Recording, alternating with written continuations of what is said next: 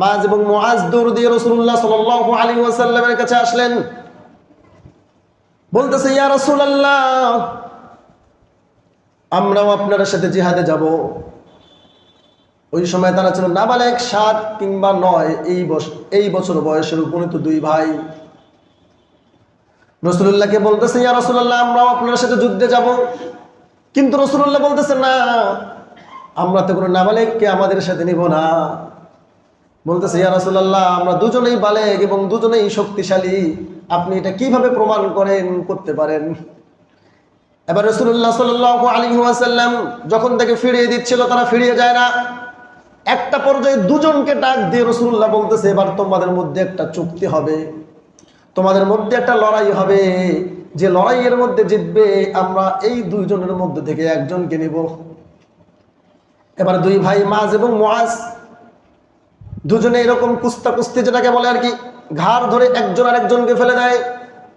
ছোট ভাই বড় ভাইয়ের কানে গিয়ে বলে, ভাই তোর শক্তির কাছে আমি পাবো না, এক কাজ কর, তুই একবার আমাকে মাটির নিচে ফেলবি, আমাকে আরেকটু সুযোগ করে দিবি, আমিও তোকে মাটির নিচে ফেলবো। ইমানের শক্তি দেখেন কিরকম ইমান। এখনো পর্যন্ত যার উপরে নামাজ ফরজ হয় নাই, জিহাদ ফরজ হয় নাই, সেই সাহাবা, দুজন শিশু সাহাবা কানে কানে বলতেছে, ভাই আমি তো পারবো না, একবার তুই আমাকে নিচে ফেলবি আর একবার আমি তোকে নিচে ফেলবো, তাহলে আমরা এই যুদ্ধ অর্থাৎ যেই জিহাদের মধ্যে অংশগ্রহণ করতে যাচ্ছি, রাসূলুল্লাহ সাল্লাল্লাহু আলাইহি ওয়াসাল্লাম হয়তো আমাদের দুজনকেই একসাথে নিয়ে যাবে। ঘটনা তাই হলো। ইমানের তাকত, ইমানের শক্তি, ইমানের বলে বলিয়ান হয়ে দুই ভাইকে যুদ্ধের ময়দানে রাসূলুল্লাহ সাল্লাল্লাহু আলাইহি ওয়াসাল্লাম নিয়ে গেলেন। সেখানে গিয়ে ওই আবু আইয়ুব আনসারী রাদিয়াল্লাহু তাআলা আনহুকে বলতেছে, চাচা আবু জেহেলকে, কি বলতেছে? শক্তিধর একজন বাদশা, শক্তিধর বলতে গেলে একজন এলাকার চেয়ারম্যান কিংবা শক্তিধর একজন মন্ত্রী কিংবা এমপি, মনে করেন সে একজন মন্ত্রী। ওই সময়কার শক্তিশালী মক্কার একজন শাসক ছিলেন। আর এই ছোট্ট ছেলে গিয়ে বলতেছে, চাচা বলেন না ওই লোকটাকে।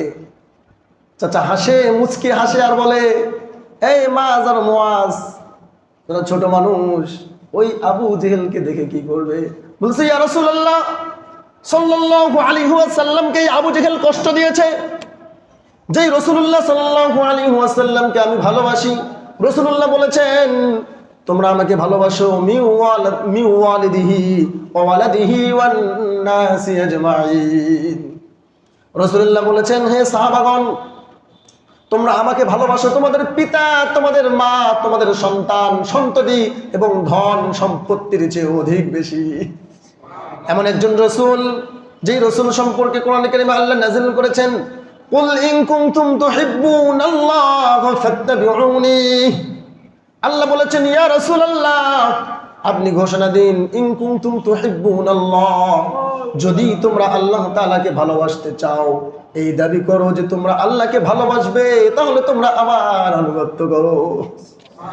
বলতেছে, এমন একজন রাসূলকে আবু জেহেল কষ্ট দিয়েছে, যেই রাসূল হলেন রাহমাতাল লিল আলামিন, যেই রাসূল হলেন বাশীর, যেই রাসূল হলেন নাযীর, যিনি হলেন মক্কা এবং মদিনা নয়, সারা পৃথিবীর যতগুলো প্রশংসিত লোক আছে সমস্ত লোকের চেয়ে প্রশংসা প্রাপ্ত একজন ব্যক্তি মুহাম্মদ সাল্লাল্লাহু আলাইহি ওয়াসাল্লামকে কষ্ট দিয়েছে।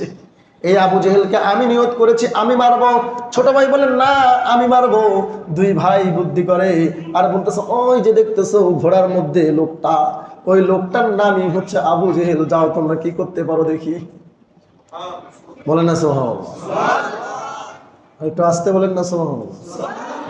বলতেছে, হ্যাঁ, ইসলাম এবং মুসলিমদের অস্তিত্ব রক্ষার এই লড়াই, এই লড়াইয়ের মধ্যে শরীক হয়েছে একজন পিচ্চি, দুইজন পিচ্চি। এবার তারা দূর থেকে যখন আবু জেহেলকে দেখলো, আবু জেহেলকে দেখার পরে দুই ভাই ঐতিহাসিকদের মতে বাস পাখির মতো কুড়াল দিয়ে তার কাছে চলে গেল, গিয়ে ঘুর ঘুর করে ছোট একটা তরবারি এখানে রেখেছে কোমরের মধ্যে, এই এতটুকু হাদিসের মধ্যে বর্ণনা এসেছে, এই অল্প ছোট, মানে চাকু যেটাকে বলে, এই চাকু নিয়ে ঘুরে, একবার ঘোড়ার এই দিক থেকে যায়, আরেকবার ওই দিকে ঢুকে। আর দুই ভাই বুদ্ধি করে কি করা যায়, এই আবু জেহেল যদি একবার টের পায় আমরা বাঁচতে পারবো না। বলেন না সুবহানাল্লাহ। এবার আবু জেহেল সে চিন্তা করতেছে এই ছোট বাচ্চা আর কি করতে পারবে, পায়ে একটা লাথি খেলে তার ভুঁড়ি বের হয়ে যাবে, এ আবার আমার ঘোড়ার এখানে হয়তো বা খেলতেছে, সেজন্য কিছু বলে না। আল্লাহু আকবার।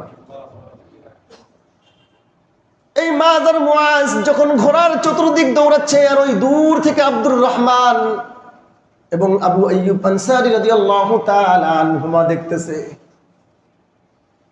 ফলো করতেছে, এই পিচ্ছি দুটা যায় কই, দেখি একটু কি করতে পারে। এরা দূর থেকে দেখে, আর এই শিশু সাহাবা ইমানের বলে বলিয়ান হয়ে এক ভাই ঘোড়ার যে সামনের পা আছে সেই পায়ের মধ্যে যে রংটাকে কেটে দিয়েছে, ঘোড়া পড়ে গিয়েছে। এক ভাই বাজ পাখির মতো দৌড়ে গিয়ে ওই আবু জেহেলের গলার মধ্যে বসে পড়েছে ছুরিটা নিয়ে। সুবহানাল্লাহ। পারে না। আবু জেহেল যদি একটা বার নড়ে চড়ে বসতো, এদিকে সমস্ত সাহাবা ভয় পাচ্ছে, মাত্র 313 জন, আর তারা আল্লাহর কাছে দোয়া করে। রাসূলুল্লাহ বলতেছেন লা তাহজান ইন্নাল্লাহা মা'ানা, আমাদের কোনো ভয় নাই, আমাদের সাথে একজন সত্তা আছেন, তিনি কে? আল্লাহ আছে। বলতেছো সাহাবারা তোমরা দোয়া করতে থাকো, তারা দোয়া করে। আল্লাহ তাআলা শিখিয়ে দিলেন, কোরআনে কারীমের আয়াত নাযিল করলেন সূরাতুল আনফাল আয়াত নাম্বার 9। আল্লাহ বলেন ইয তাস্তাগীসুনা রাব্বাকুম ফাস্তাজাবা লাকুম আন্নী মুমিদ্দুকুম বিআলফিন মিনাল মালাইকাতি মুরদিফিন। আল্লাহ বলছেন ওই সময়কে স্মরণ করো যখন তোমরা তোমাদের রবের কাছে সাহায্য প্রার্থনা করেছিলে। ফাস্তাজাবা লাকুম, সাহায্য প্রার্থনা করার সাথে সাথেই তোমাদের রব তোমাদের ডাকে সাড়া দিয়েছে। আন্নী মুমিদ্দুকুম বিআলফিন মিনাল মালাইকাতি মুরদিফিন, আর আমি আসমান থেকে 1000 ফেরেশতা পাঠিয়ে তোমাদেরকে সাহায্য করেছি। বলতেছে হ্যাঁ, মাআজ আর মুআজ যখন তার গলার মধ্যে উঠে পড়েছে, এরকম বুকের মধ্যে বসে ছুরিটা ধরেছে, ছোট মানুষের ছুরি আর কি হয়।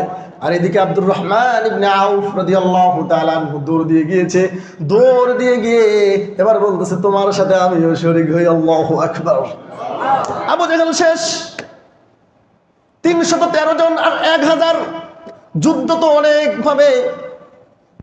এখানে আবু জেহেলও মারা গেল, উতবাও মারা গিয়েছে, সায়বাও মারা গিয়েছে, মুগিরাও মারা গিয়েছে, সবচেয়ে লানত প্রাপ্ত ব্যক্তি আবু লাহাব শেষ।